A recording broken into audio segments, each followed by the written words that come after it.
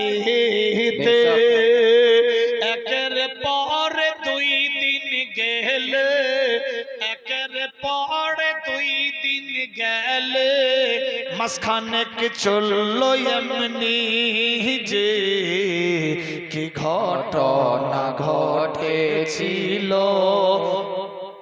আইয়ুব নবীর জীবনে না ঘটেছি। তো মেয়েটা কাজে যায়, বাড়িতে ঝাড়ু পোছা লাগিয়ে গোবর গোহাল পরিষ্কার করে বেরাদার বাসন পাত্র মেজে দিয়ে যা পয়সা হয় নিয়ে বাজার ঘাট করে ওষুধপত্র কিনে নিয়ে নিজের বাড়িতে আসে। এইভাবে দিন যাই রাত আসতে লাগলো। বেরাদার বন্ধুগান, আচানক একদিন ইবলিস শয়তান দেখতে পেয়ে গেল। ইবলিস শয়তান দেখতে পেয়ে গেল, এতদিন ধরে দেখতে পাইনি। আচানক একদিন ইবলিস শয়তান দেখতে পেয়ে গেল। দেখতে কি পেল? যে এই মেয়েটা এই বাড়িতে কাজ করে, এই গ্রামে কাজ খুঁজে খুঁজে খুঁজে খুঁজে কাজ করে। না, আমি একে কাজ থেকে তাড়িয়ে দেব, এর রুজি বন্ধ করতে হবে। ই আল্লাহর নাম ভুলবে না। ইবলিস শয়তান দেখছে কোন দিক দিয়ে যখন পারলেন না ক্লিয়ার করতে, হযরত আইয়ুব নবী খাচ্ছেন আর ঠিক টাইম মোতাবেক আল্লাহর ইবাদতে লিপ্ত থাকছেন। ওই বন জঙ্গলের ভেতরে বিবি রহিমা খাওয়ার জোগাড় করছে। ইবলিস শয়তান দেখতে পেলেন এই মেয়েটাই তো সেই আইয়ুব নবীর স্ত্রী, এটাই তো সেই রহিমা, সতী সাবিত্রী মেয়ে। না, আমি এর অবস্থা ডেঞ্জার করে দেব। কি অবস্থা ডেঞ্জার করবে? বেরাদার ইবলিস শয়তান চিন্তা করে কেমনি দেব বাধা, ছদ্মবেশে ফকির সেজে গ্রামে ঘুরে একা একা বলে বেড়াই কাজে নিও না।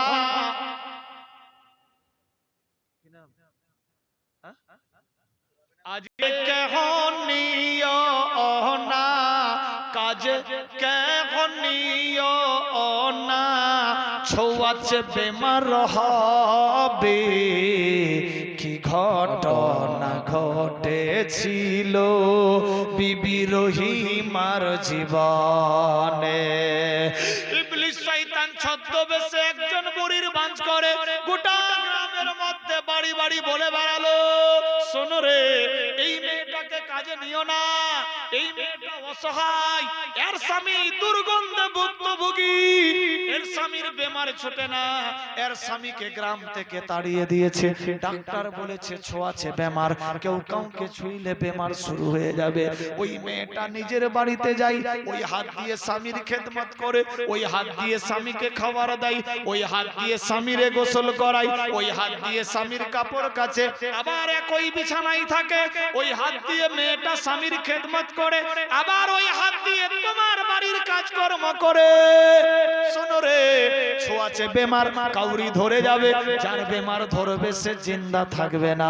এই কথা খারাপ রেট রটাতে লাগলেন, কেউ কাজের মধ্যে নিও না, কাজের মধ্যে নিও না। এ খবর যখন বললেন গ্রামবাসীর মানুষ, গ্রামবাসী বুঝতে পেরে গেল সত্যি হতে পারে। বেরাদার বন্ধুগণ সবাই বলে, আও বুড়িমা তুমি কে? বলে আমি যেই গ্রামে ছিলাম ওই গ্রামে এদেরও বাড়ি ছিল, গ্রামের মানুষজন তাড়িয়ে দিয়েছে, ভাগিয়ে দিয়েছে, তোমরাও নিজের গ্রামে কেউ চড়তে দিও না এই মেয়েটাকে। প্রচার হলো যখন রহিমা জানে না, প্রতিদিনের মতো তিনি হলেন রওয়ানা। বিবি রহিমা কাজকর্ম সেরে আবার বাড়ি গেলেন, গিয়ে নিজের স্বামীর খেদমতে লিপ্ত, স্বামীর গোসল দিলালেন, গরম পানি করে ঘা পরিষ্কার করলেন, ওষুধ লাগালেন, খাওয়ান দাওয়ান খাইয়ে দিয়ে স্বামীর হাত পা দাবায়া ঘুমিয়ে দিলেন, নিজেও ঘুমিয়ে গেলেন। সকালবেলা উঠলেন, স্বামীরে আবার কাপড় পরিষ্কার করে খাওয়ান দিয়ে স্বামীরে বললেন, স্বামী ঘুমাও, আমি খাওয়ার তল্লাশিতে যাই। রওনা হয়ে পড়লেন, বাড়ি বাড়ি গেলেন যখন কেউ আর কথা বলে না, রহিমাকে দেখে সবে মুখ ফিরাই না। আল্লাহু আকবার। হযরত আইয়ুব নবীর বিবি রহিমা যখন গ্রামের ভেতরে গেলেন কাজের জন্য, বাড়ি বাড়ি যাচ্ছে, কেউ আর কথা বলছে না, সবাই মুখ ঘুরিয়ে নিচ্ছে, রহিমার দিকে কেউ দেখছে না। দরজায় আকরা লাগিয়ে দিচ্ছে, রহিমা আওয়াজ দিচ্ছে, ও বোনেরা, ও বাপ চাচারা, কি ব্যাপার তোমরা আজকে আমাকে দেখে মুখ ঘুরিয়ে নিচ্ছ? গোটা দুনিয়া মুখ ঘুরিয়ে নিয়েছে, তোমরাও মুখ ঘুরিয়ে নিচ্ছ, ব্যাপার কি? বলো কি ব্যাপার? প্রত্যেকদিন তো আমি কাজ করতাম, কাজ দিতা, আজকে কাজ দিচ্ছ না, মুখ ঘুরিয়ে নিচ্ছ, কারণ কি? গ্রামবাসী বলে শোনো, জানতাম না যে আগে তুমি এত বড় ধোঁকাবাজ, জানিলাম যে আজকে। আমরা জানতাম না যে তুমি এত বড় ধোঁকাবাজ, আজকে আমরা বুঝতে পেরেছি তুমি বিশাল বড় ধোঁকাবাজ। কেন বোন, কেন চাচি, যে যেমনি সম্পর্ক বয়স হিসাবে আওয়াজ দিলেন, কেন আমি ধোঁকাবাজ, কি ধোঁকা করলাম? বলেন না, তোমার কথার দাম নাই। তুমি আগে কেন বলনি যে তোমার স্বামী বেমারি? তুমি আগে কেন বলনি যে আমার স্বামীর ছোঁয়াচে বেমার? আমরা তোমাকে বাড়িতে চড়তে দিতাম না। আল্লাহু আকবার। রহিমা বারে বারে বোঝাতে লাগিল, ও গো চাচা দাদি আম্মা বাপ বেটা ভাই সবাই যে শোনো, বেমার নাই গো আমার ধরে, বেমার নাই গো আমার ধরে, ভয় করো না তোমরা, যে কি ঘটনা ঘটেছিল আইয়ুব নবীর জীবনে। মা রহিমা বললেন, শোনো গো, তোমরা যার কথাই লাপাচ্ছ, দেখো আমি আমার স্বামীর সঙ্গে সব সময় থাকি, আজ 16 বছর ধরে স্বামীর খেদমত করি, আজ পর্যন্ত আমার বেমার ধরেনি। আমি যেমনি কারওয়ামনি আছি, আমি রাত দিন আল্লাহর কাছে দোয়া করি, আল্লাহ আমারে সুস্থ রাখো, বেমারি দিও না, যাতে আমি স্বামীর খেদমত করতে পারি। আল্লাহ গো, আমার স্বামীও বেমারি, আমিও যদি বেমারি হয়ে যাই, তাহলে আমার স্বামীর কে দেখভাল করবে? আমার দেখভাল কে করবে? আয় আল্লাহ, আমার স্বামী বেমারি আছে, থাকবে, টেনশন নাই, কিন্তু আমার বেমার দিও না, বেমার দিও না, বেমার দিও না। হযরত আইয়ুব নবী দোয়া করতেন, আল্লাহ সারা শরীর বেমার দাও, কিন্তু মুখে দিও না, কারণ যাতে আমি তোমার নাম জপতে পারি আমার মুখ দিয়ে। এ বিরাদার বন্ধুগণ, তবু আল্লাহর ইবাদত ছাড়লেন না আইয়ুব নবী। এইভাবে একের পর দ্বিতীয় দিন চলে, বিবি রহিমা হাতে ধরে পায়ে পড়ে সবাইকে বুঝাতে লাগলো, কেউ বুঝতে রাজি হলো না, কেউ বুঝতে রাজি হলো না। বিবি রহিমা নো টেনশন, চোখের পানি ছেড়ে ছেড়ে দিয়ে নিজের বাড়ির দিকে চলতে লাগলো।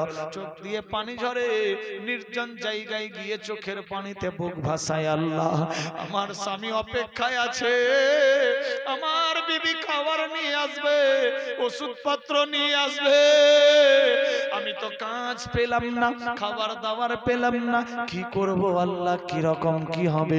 আমার স্বামী অনাহারে মারা যাবে, ভুখার জ্বালায় ছটফট করবে, জবাব দিতে পারবো না। না না না, বিবি রহিমা চলতে চলতে চোখের পানি ফেলে, ইবলিস শয়তান ছদ্মবেশে দরবেশ যে সাজে। ইবলিস শয়তান ছদ্মবেশে এবার দরবেশ সেজে গেলেন, একজন ফকির দরবেশ সেজে। ও বুঝতে পেরেছে এই দিক দিয়ে রহিমা যাবে আর আসবে। রহিমা যাওয়ার আগেই এক জায়গায় গিয়ে ও মাথায় পাগড়ি, মুখে দাড়ি, হাতে একটা তসবিহ নিয়ে হক আল্লাহ আল্লাহ করছে, আর হাব্বা জুব্বা লাগিয়ে বসে আছে একদম দরবেশ সেজে। রহিমা ওদিক দিয়ে কাঁদতে কাঁদতে যাচ্ছে, কিন্তু সে তো দরবেশ নয়, ফকির নয়, সে ইবলিস শয়তান। বুড়ির ভাঁজ করে গোটা গ্রামকে বিগড়ালো, আর দরবেশ সেজে এবার দেখেন কি মনে ভাবছে। দরবেশ সেজে ইবলিস শয়তান মনে মনে ভাবে, মেয়েটাকে হাতে করলে সাকসেসফুল হবে। দরবেশ ইবলিস শয়তান মনে মনে ভাবছে, আরে বাবা আদমকে আমি হিলাতে পারছিলাম না, আমি মেয়েটাকে হাতে করেছিলাম মা হাওয়াকে। আর মেয়েদের দিল নরম, মেয়েটাকে হাতে করে গন্ধম খাইয়েছিলাম, আর ওই মেয়েটাই গিয়ে নিজের স্বামীকে গন্ধমের রস দিয়েছিল, তারপর আল্লাহ জান্নাত থেকে বের করে দিয়েছিল। 2 বছর আগে বাবা আদম মা হাওয়ার জীবনী হচ্ছিল এই জায়গাতেই, হয়তো শুনেছেন ইনশাআল্লাহ। বেরাদার, যে ছেলেটাকে হিলাতে পারেনি মেয়েটাকে হিলালো। ইবলিস শয়তান ভাবছে আমি তো আইয়ুবকে পারলাম না, চট করে খেয়াল আসলো যে না, এই মেয়েটা হয়তো নরম দিলের, মেয়েটা একটাতেই রাজি হয়ে যাবে, মেয়েটাকেই আগে গিয়ে বলি, মেয়েটাকেই বুঝাই। দরবেশ সেজে একদম তাসবিহ জপছে, আর বিবি রহিমা কাঁদতে কাঁদতে যাচ্ছে। দেখা হয়ে গেল দরবেশের। বিবি রহিমা কাউরি দিকে দেখছেন না, দরবেশ তো ছাল চতসি করে বসে আছে। এবার আওয়াজ দিচ্ছে, দরবেশ বলে ও গো ও মা, কাঁদছ কেন তুমি, দুঃখ যত আছে তোমার বলো গো এখনি, রাস্তা তোমায় বাতিয়ে দেব, রাস্তা তোমায় বাতিয়ে দেব, প্রেশান থেকে হবে আসান। কি ঘটনা ঘটেছিল আইয়ুব নবীর জীবনে। এ বিরাদার বন্ধুগান, ওই দরবেশ নামা খারাম গাদ্দার ফকির সেজে ইবলিস শয়তান বললেন, মারে তুমি টেনশন নিও না, আমি এমন এক দরবেশ ফকির, তোমার অগ্রিম সমস্ত জীবনের কথা বলতে পারি, তোমার কি হয়েছে আমি সব বলতে পারবো, তোমার কি করলে ঠিক হবে, কোন রাস্তায় গেলে তুমি সুখে থাকবা, আমি সব রাস্তা বাতিয়ে দেব। আল্লাহু আকবার। এমন ভাবে বুঝান দিলেন, মেয়েদের দিল একটুতেই নরম হয়ে যায়। মেয়ে মা মরিয়ম মনে মনে ভাবলো, আল্লাহ সত্যি মনে হয় দরবেশ সাহেব, সত্যি মনে হয় ফকির সাহেব, আল্লাহর মনে হয় বিশাল বড় ওলি, এ মিথ্যা কথা বলতে পারে না। দরবেশ বলে, ও রে বেটি বিশ্বাস কর আমায়, জীবনে ধোঁকা দিনি কাউকে, মিথ্যা কোনো দিন বলি না। এ বেটি, জীবনে কাউকে ধোঁকা দিনি, জীবনে মিথ্যা কথা বলিনি, যা বলবো সচ্চা। তোমাকে কি দেখে মনে হচ্ছে না যে আমি একজন ইমানদার মানুষ? বলো বেটি, বলো কি হয়েছে তোমার? একে একে রহিমা বলতে লাগলো সবই, একে একে সব কথা বলতে লাগলো। আব্বা হুজুর, এই রকম আমরা বিশাল বড় বাদশা ছিলাম, বাদশা থাকতে থাকতে আমার স্বামীর বেমারি হয়ে যায়, বেমার হয়ে গেল, শরীরে পোকা কিরা হয়ে যায়, আস্তে আস্তে দুর্গন্ধে গোটা গ্রাম ছেয়ে যায়। এক কথায় সব ঘটনা শোনাচ্ছে, গ্রামবাসী আমাদেরকে বের করে দিল। আমি স্বামীকে নিয়ে চলে আসলাম জঙ্গল মহলে। জঙ্গলে থাকতে থাকতে জানি না ওই পাশের গ্রাম থেকে খাবার জোগাড় করে নিয়ে যেতাম কাজকর্ম করে, গ্রামবাসীও আর কাজে দিল না। আমার স্বামী বিশাল অসুস্থ। দরবেশ বলে, বেটি আমি সব জানি, এমনিতে দরবেশ হয়েছে, আমি সব জানি। মেয়েটার আরো বিশ্বাস হয়ে গেল, সত্যি মনে হয় সব জানে। আচ্ছা বেটি বলবো আমি তোমার ব্যাপারে কি কি জানি? আচ্ছা বলো তো আব্বা, তোমার স্বামীর 4টা বিয়ে? হ্যাঁ। 3জন স্ত্রী চলে গেছে ছেড়ে? হ্যাঁ। তুমি বিশাল বড় বাদশার বেটি? হ্যাঁ। তোমার স্বামীর তুমি জান প্রাণ ভরে খেদমত করছো? মেয়েটা অটোমেটিক্যালি ভাববে কিনা যে ঠিকই তো আমার অগ্রিম খবর বলে দিচ্ছে, এই তো জানে না, কিন্তু তো শয়তান সবই জানে। বেরাদার, ওর চক্রধারীতে তো এগুলা হচ্ছে, তো ও তো জানে।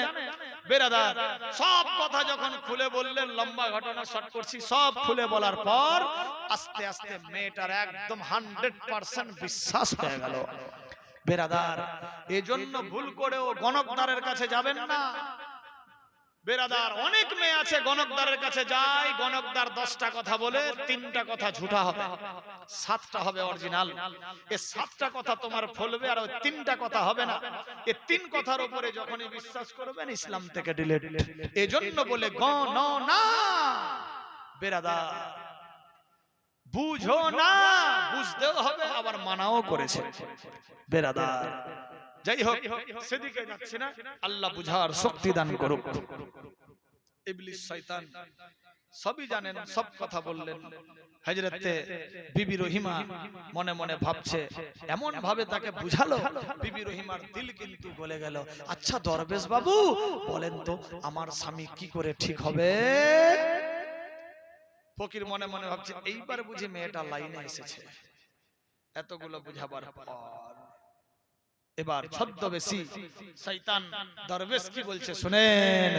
ওরে বেটি রহিমা, তোমার স্বামীর বেমারির খবর আমি জানি, তোমার স্বামীর বেমারির খবর জানি। তোমার স্বামীর বেমার ঠিক করতে পারবো আমি, আমি ছাড়া জানেন না কেহ, আমি ছাড়া পারবে না কেহ এ বেমারির ওষুধ দিতে। কি ঘটনা ঘটেছিল আইয়ুব নবীর জীবনে। বেটিরে আমি ছাড়া তোমার স্বামীর কেউ এ দাওয়ার খবর বলতে পারবে না। চাচা গো তাহলে বলো কোন ওষুধ করতে হবে, কোন ট্রিটমেন্ট লাগবে, কি করতে হবে? আল্লাহু আকবার। দরবেশ সাহেব বললেন, বেটি রে এ খবর কাউকে বলিও না, তোমাকে আপন ভেবে তোমার দুঃখ কষ্ট বুঝে আমি তোরে ওষুধের ঠিকানা দিই। বলে বল চাচা কি ওষুধ? বলে বেটি রে 2টা জিনিস তোমার স্বামীকে খাওয়াতে হবে। তোমার স্বামীকে যদি 2টা জিনিস খাওয়াতে পারো তোমার স্বামী জনমের মতো বেমার ভালো হয়ে যাবে। 2টা জিনিস যদি খেলাতে পারো তোমার স্বামী জনমের মতো বেমার ছুটে যাবে, ভালো হয়ে যাবে। মাত্র 2টা জিনিস? বলে হ্যাঁ। তাহলে চাচা দেরি কেন? স্বামীর কষ্ট অনেক, 2টা জিনিসের নাম বলো। বলে ঠিক আছে বেটি বলছি, হরমড়িয়ে লাভ নাই, আমি বলবো, তুমি খাওয়াতে পারবা তো? বলে হ্যাঁ, আমার স্বামীকে আমি যা খাওয়াই তা খেয়ে নেই। আমার স্বামী আমার উপরে অনেক বিশ্বাস করে, আমার স্বামীর কেউ নাই আমি ছাড়া, আমার স্বামীকে আমি ওষুধ খাওয়াতে পারবো। বলে ঠিক আছে বেটি, তোমার স্বামী ফের খাবে তো? হ্যাঁ খাবে, টেনশন নাই। না বেটি যদি পারো তোমার স্বামীর ইজাজত নিয়ে নাও। না না না, আমার স্বামী ভুকা অপেক্ষায় আছে, আমি না জানি আমার স্বামীর কি কষ্ট। বলেন চাচা কোন ওষুধ লাগবে? ইবলিস শয়তান বলে শোনো। ইবলিস শয়তান মনে মনে ভাবছিল যে ও তো বারবার দোয়া করেছে, আল্লাহ আমার সারা শরীর বেমারি ধরাও, কিন্তু মুখটা যাতে আমার নাপাক বেমারি না হয়, যাতে আমি তোমার নাম জপতে পারি। আর ইবলিস মনে মনে ভাবছে একে হিলাতে পারলাম না, এর মুখটাই আমি হারাম করে দেব, যাতে আল্লাহর কাছে লজ্জিত হয়ে যায় আর আমার চ্যালেঞ্জ যাতে থেকে যায়। বেরাদার ইবলিস বলে শোনো বেটি, এ 2টা জিনিস হলো, এ 2টা জিনিস হলো। কি কি জিনিস? 1 নম্বরে তে মাদক, 2 নম্বরে হারামের গোশত। আস্তাগফিরুল্লাহ। বেটি রে 1 নম্বরে তুমি মদ নিয়ে যাবা, আর 2য় নম্বরে শুকরের মাংস হারাম। এই 2 জিনিস নিয়ে যাবা। উনি বলছেন তওবা তওবা, না না না, আমার স্বামী নবী আল্লাহর দোস্ত বন্ধু, আমার স্বামী যদি শুনে যে গোশত নিয়ে এসেছে শুকরের মাংস হারামের, আর মদ নিয়ে এসেছে হারাম জিনিস, না আমার স্বামী খাবে না, আমাকে খারাপ ভাববে। আরে বেটি জান বাঁচা ফরজ। ইবলিস শয়তানের বুদ্ধি দেখেন, জান বাঁচা ফরজ, এই 2 হারাম জিনিস যদি খাওয়াতে পারো তোমার স্বামী জনমের মতো ঠিক হয়ে যাবে। আচ্ছা বেটি বলো তো, তুমি কি চাইছো না যে তোমার স্বামী ঠিক হোক?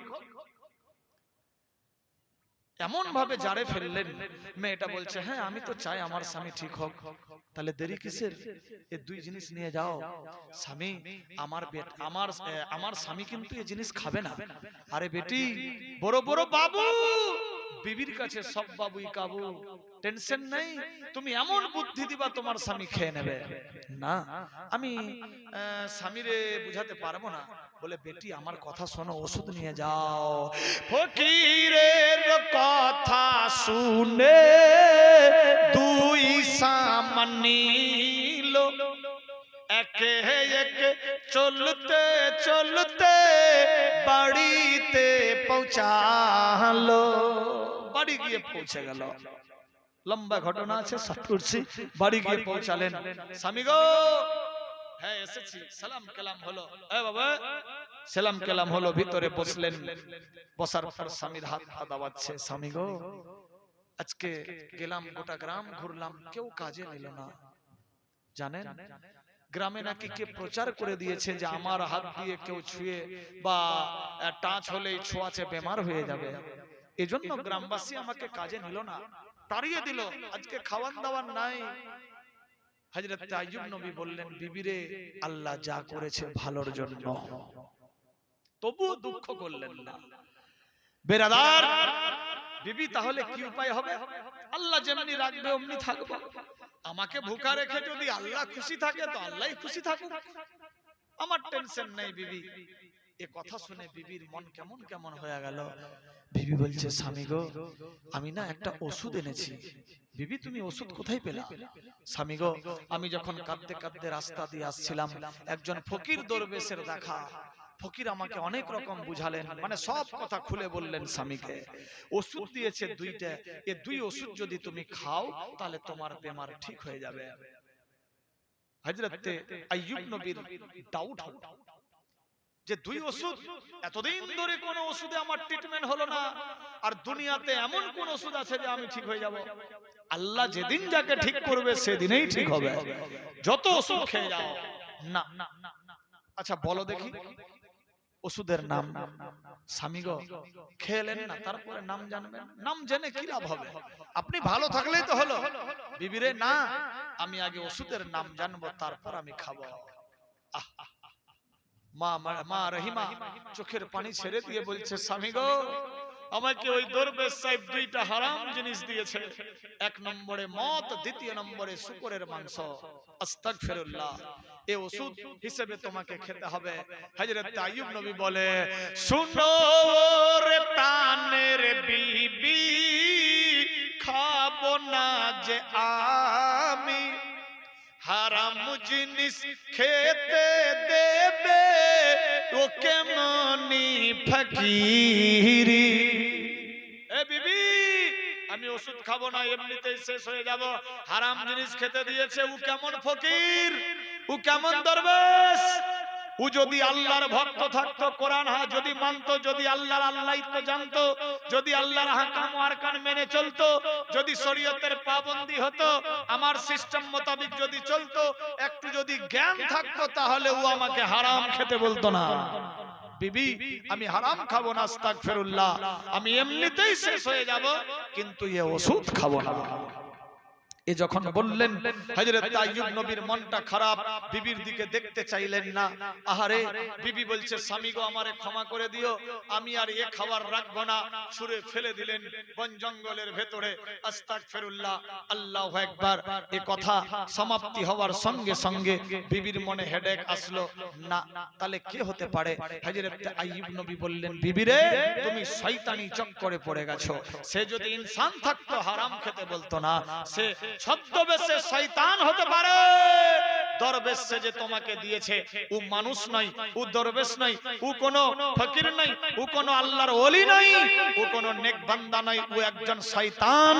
শয়তানি ওয়াসওয়াসায় পড়ে আমাকে বরবাদ করতে চেয়েছে। না না না, আল্লাহ যাকে বাঁচাবে মারতে কেউ পারবে না, আল্লাহ যাকে মারবে কাউরি বাপ বাঁচাতে পারবে না। আল্লাহুম্মা সাল্লি আলা সাইয়্যিদিনা। বলেন স্বামীকে দোয়া করো, ও গো স্বামী মুকুতির লেগে আইয়ুব নবী বলেন তখন, আইয়ুব নবী বলেন তখন, শুন বিবি মোর কথা। কি বলছেন আইয়ুব নবী? বিবি শোনো আমার কথা। বিবি বলছে স্বামী গো একটু দোয়া করো আল্লাহর কাছে বেমারি থেকে মুক্তি পাওয়ার জন্য। স্বামী বলতে লাগলেন শোনো রে বিবি রহিমা, কতদিন ছিলাম আমি বাদশা, কতদিন ধরে বাদশা ছিলাম? বিবি বলছে স্বামী গো 80 বছর ধরে। কতদিন? 80 বছর ধরে আমি বাদশা ছিলাম। বিবি সেদিন তো আমি 80 বছর ধরে কোনোদিন দোয়া করিনি যে আল্লাহ আমি বিশাল বড় বাদশা হয়ে গেছি আর আমাকে লাগবে না, লাগবে না। বিবি রে 80 বছর উন্নতি হয়েছে তো 80 বছর অবনতিরও দরকার আছে। আমি বিশাল বড় লোক হয়ে গেছিলাম 80 বছরে, আমি আরো চাইছিলাম বড় হয়। আজ 80 বছর পর আমার বেমার হয়েছে, ফকির গরিব হয়ে গেছি। আমার তো এটা দোয়া করা উচিত যে আমি 80 বছরের আরো যাতে গরিব থাকি। কতদিন হলো বেমারি হওয়া? বলে 16 বছর পার 17 রানিং। বিবিরে 80 পুরতে অনেক বাকি আছে, আগে 80 বছর হোক তারপর দোয়া করব। আল্লাহু আকবার।